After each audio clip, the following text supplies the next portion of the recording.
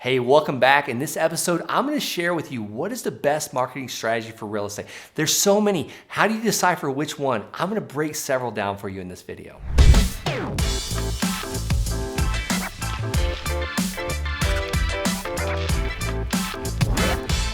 All right, in this episode, I'm gonna share with you 6 different ways to market for real estate, and also, how you can have Google working for you, and then overall, how you will be the authority in your market. All right, let's talk about cold calling. You probably just heard me say that, and you might have flinched when I said that.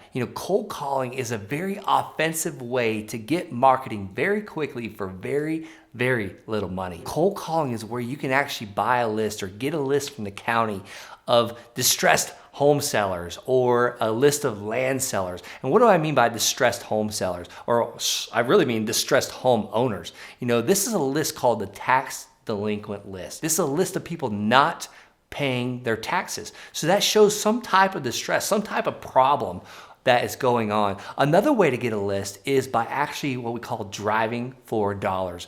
I love doing this. So when you're driving for dollars, you want to have actually a systematic approach to it. There's an app called Deal Machine. Go below in the link, the description below for the link, get this Deal Machine going, and you can literally drive by these houses and take pictures of the houses that don't look very well kept. The ones with the tarps on the roofs or the shingles hanging off or the peeling paint or the high grass or the high snow in the yard. These are the people I like to call when I'm cold calling because I want to be very specific. I don't want to call that house that's got a perfect, manicured lawn and it's just painted. Those are not the distressed sellers. Those are not the sellers that need what we're offering. 99 out of 100 landowners or house owners don't actually need our services. We're looking for motivation. We're looking for someone that's got a challenge or an issue or a problem that we can solve for them to be able to purchase their land or house or property. So that's cold calling. Cold calling can be very effective, but it's very time consuming and you got to be in it to win it. You got to actually make a certain amount per day.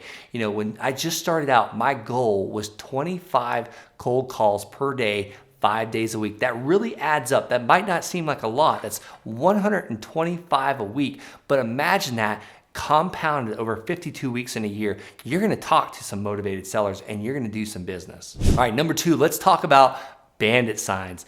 People are driving around all the time. Bandit signs, you've probably seen them. They're those yellow signs or the white signs. Sometimes you see them on power poles. It basically says, "We buy houses. Any condition, any price. Call 719-555-5555. Bandit signs work well, but you want to know your city regulations. You want to see when you're allowed to put them out. Are you allowed to put them out? Is there a fine if you put them out when you're not supposed to? A lot of places will allow you to put them out on Friday afternoon at noon and then take them down at noon on Monday. I've talked about in another episode how to sell your land to a developer. You can click it here. But I talked about the developers, they actually pay people to go out on a Friday afternoon and then pay them to come back on Monday to pick those signs up because they're acting in accordance with what the city's allowing them to do. Same thing with your real estate business. You want to do the same thing. If you're doing bandit signs, you want to put them out when the city allows you to put them out. And be very careful about this. You want to stake them down. You don't want to put them out when there's going to be a lot of wind because these things can blow into cars or pedestrian walking by, and you want to be very careful about it.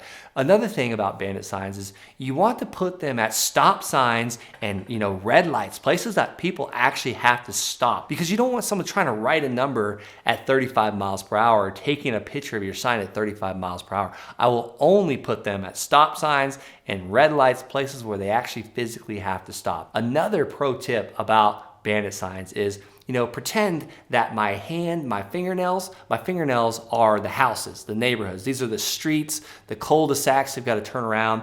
And then my actual wrist is where everyone's got to go by that red light to get to all these houses. I prefer to put the bandit sign at my wrist where the red light's at, and then these are the stop signs, my fingers. I prefer to put it at the red light because I'm gonna catch everyone that's going into that neighborhood, and it only takes one bandit sign rather than 5. So that's one way to not have to buy as many bandit signs. And they're called bandit signs because they used to be put out at nighttime when no one was looking. So it's I've kind of tried to get away from that name because it sounds a little shady. You never want to operate in the shadows. So figure out what the county, city regulations are and do it when you're allowed to do it. So let me talk to you about being consistent with bandit signs. I'll tell you when bandit signs work the best for me. In Colorado, I think think our Bandit signs work. I know they work because we track data, not drama. We look at real numbers. I don't go off of emotion, but I know they work the best when it's snowing. You know why? Because most people aren't willing to go out in the freezing cold and stake in a Bandit sign in the middle of the night. We do, and that's why we get the calls on our Bandit signs. And it's all about being consistent. I know that it takes me about 500 Bandit signs to get one deal, but these deals are making us $50,000, $60,000, $70,000 on a house transaction. So I'm willing to put out 900, 1,000 Bandit signs and spend a couple $1,000s to make 90,000. It's a pretty good return on investment. Number 3, let's talk about postcards. You know, postcards are amazing. Postcards are these 3x5 postcards, and I just do a simple one. I do a handwritten, white postcard with the black ink, and it looks handwritten. And I'm gonna give you my link below in the description. It's landofferletter.com, landofferletter.com. These guys can do your postcards. They'll automate it for you. You give them your list, and they'll send out this postcard, and you gotta tell them exactly what you want on it. But here's what I put on mine. Hey, my name is Brent. I'd like to buy your property located at blank 123 Main Street. If you're interested in a no hassle, fair cash price, call me, 719-555-5555. So it's that simple. It can be that simple. And these things work out to about 39 cents a piece out the door. So if you're paying 39 cents a postcard and it's out the door, that's stamp, that's postage, which is the same thing. And your postcard out the door, 39 cents, you send 1,000 of these, you're gonna spend $390.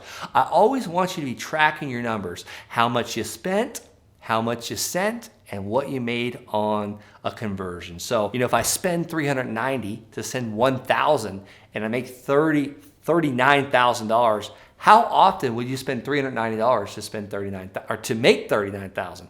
Spend $390 to make 39,000. That's a pretty darn good return on investment. It's like 10x. All right, let's talk about LOLs. I teach people how to buy and sell land. I teach people how to buy land at massive discounts and turn around and sell this land in their sleep. And I have a very amazing land offer letter. That's why I call it the LOL, because every time we receive one back in the mail, or whether it be fax or email or USPS, United States Postal Service, signed, we laugh out loud because we just got a piece of land under contract for less than 50 cents on the dollar. I'm gonna give you a free gift today. I'm gonna give you my LOL. You gotta stick around to the very end though. So this LOL is not to be confused with landofferletter.com. That is the mail house. That is 3D mail. That's who's gonna actually send the postcards out for you, but they'll also send that land offer letter for you, the LOL. So I'm gonna give you this free gift. I'm gonna actually give you my exact LOL, my land offer letter that I'm sending out to people, and you can use this for houses. I just had a friend use this to buy a house subject to existing financing. You don't just have to use it for buying land. All right, I wanna talk to you about a marketing strategy, and this is number 5. I wanna talk to you about a marketing strategy that's been around since before TV. You know what it is? It's radio. Radio. You want to be the celebrity of your market? I would suggest getting on the radio. Wholesaling Inc.